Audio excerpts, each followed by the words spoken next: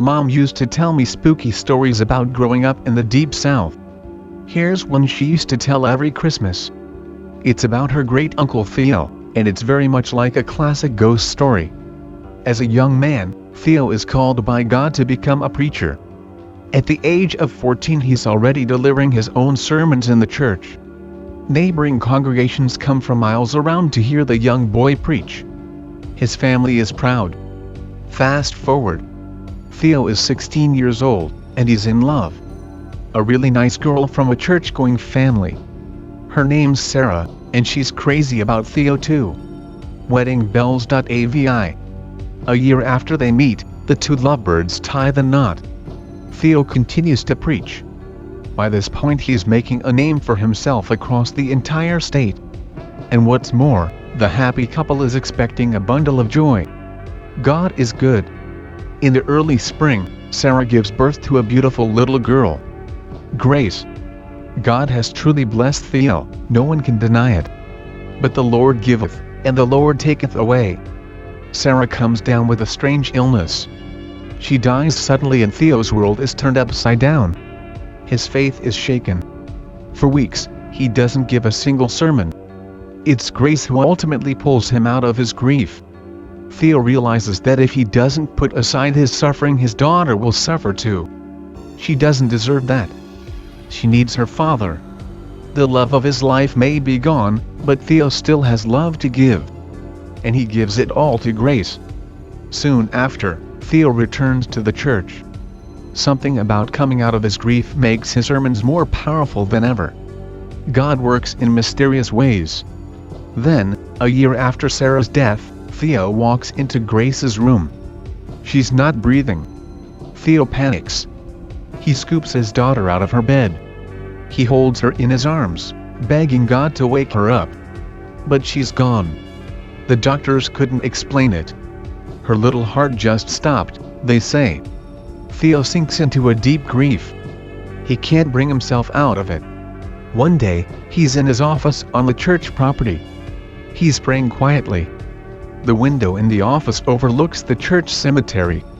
Theo finds himself staring out at the white stone that marks his dead daughter's grave. He stops praying. In that moment, Theo loses his faith. He sits there a while feeling himself grow numb to everything. Then he reaches into his desk and pulls out a pistol. He holds it to his head and prepares to pull the trigger. But there's a knock at the door. It's early evening on a Saturday, and he isn't expecting anybody. But a familiar voice calls his name. A woman is asking him to open the door. It's Elizabeth, a young member of his congregation. Her husband died not long after Theo returned to the church. The two grew close, bonded by their grief. But Elizabeth's parents had died long ago, so when her husband died she had no family to turn to. She lost her home in town and was forced to move into a tiny house up in the hills. People didn't see her often nowadays. But here she is at Theo's door, and she sounds desperate. Theo puts the gun away. He goes to open the door and invites Elizabeth inside. Fast forward. Theo and Elizabeth are walking together to Elizabeth's house in the hills. She came to Theo with a bizarre story. Her house, she claims, is haunted by the apparition of a man. A tall, shadowy figure who appears every night in her room and talks to her. He always tells her the same thing. He wants to strike a bargain. The first time Elizabeth saw him she thought it was the devil and passed out from fear. When she woke up the next morning she assumed it had been a dream. But the stranger came back. Every night he's come back. And every night he tells her the same thing. Elizabeth ignores him and forces herself to fall back asleep. But over time, she grows used to his nightly visits. Finally, she asks him what he wants.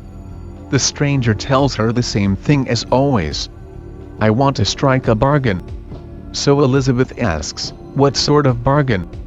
And the stranger tells her a story. He says that long ago he had been a wealthy man, but that his 3 sons had murdered him and split his wealth between themselves. But there was one chest that was missing, one full of gold. Each of the brothers suspected that the other had kept it for himself. Eventually they killed each other over the missing chest. What none of them knew was that their father had buried it in the hills before his murder. It had remained buried all these years. And now the stranger was giving it to Elizabeth. "Nobody else but you," he tells her. Elizabeth is shocked. "Why me?" she asks. The stranger tells her, "Because you can bring me what I want." "And what do you want?" she asks. The stranger seems to grow darker and says, "The preacher, Theo." Then he's gone. Theo doesn't believe Elizabeth when she tells him this story. But he also doesn't feel right letting her go home alone looking so distraught. So now the two are walking up into the hills to Elizabeth's tiny house where her 2 children are asleep in their beds. They arrive at the house and Theo tells Elizabeth to get some sleep. He says he'll stay up in the kitchen waiting for the apparition. Really, he's just planning on sleeping, so he takes a seat at the kitchen table and closes his eyes. But as he's drifting off he hears a voice call his name. There are no lights on in the house. This is the deep south in the 60s, so when he opens his eyes he sees nothing but darkness. Then his eyes adjust. He can just make out the figure of a large man sitting opposite him at the table. Theo is frightened. But he's also shocked. Only an hour earlier he had given up his belief in God and in the afterlife, but now here he is in the same room with a ghost. The dark stranger speaks. He tells Theo what he told Elizabeth. That there are riches in the hills, and that they belong to the woman, and nobody else. Theo promises that he will not take a single dime for himself. The stranger then gives Theo his name. Theo recognizes it. Suddenly it clicks. The story that Elizabeth told him, Theo had heard it before.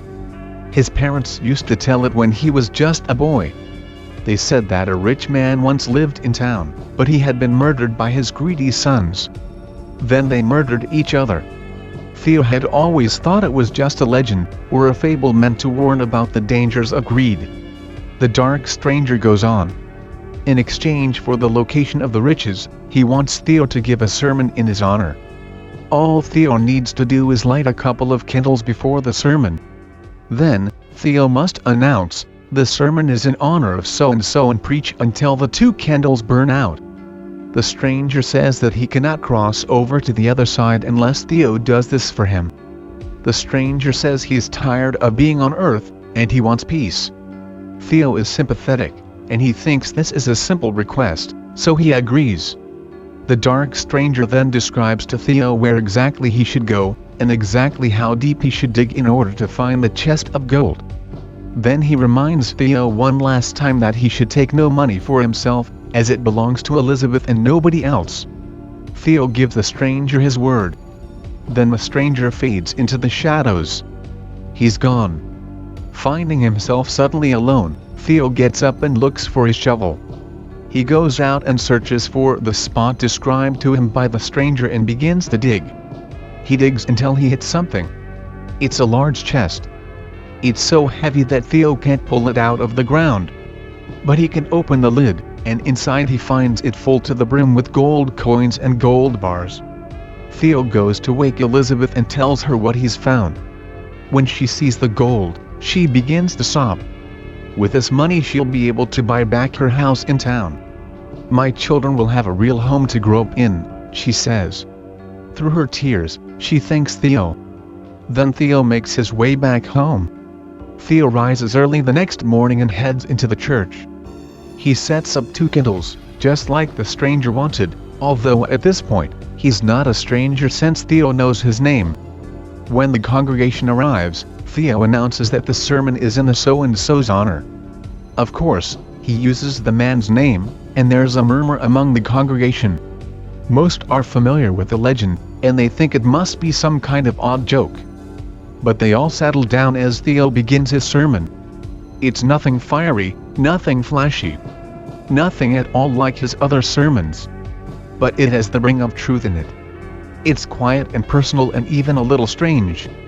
For over an hour, Theo talks about death, about his wife and daughter, about his doubts and fears. He reads from Psalms and Matthew and Revelations. He struggles to make sense of what the words say, not just for the congregation, but for himself. His eyes are full of tears as he reads, "Be faithful unto death, and I will give you the crown of life." Then he looks up from the pages and watches as the candles burn out. He feels a weight lift from his shoulders. Then he concludes the service. The parishioners depart, moved by Theo's sermon. They'll talk about it for years to come. But Theo retreats back to his office. He sits down at his desk and looks out the window that overlooks the cemetery.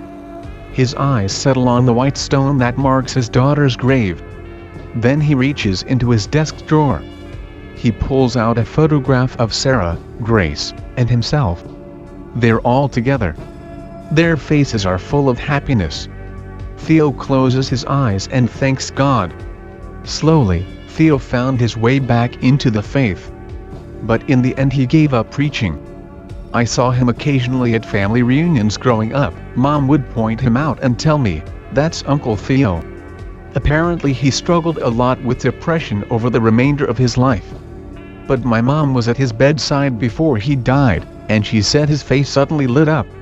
He turned his head slightly, seeming to look at something in the corner of the room. He whispered, "Grace," and his eyes filled with tears. Then, he was gone.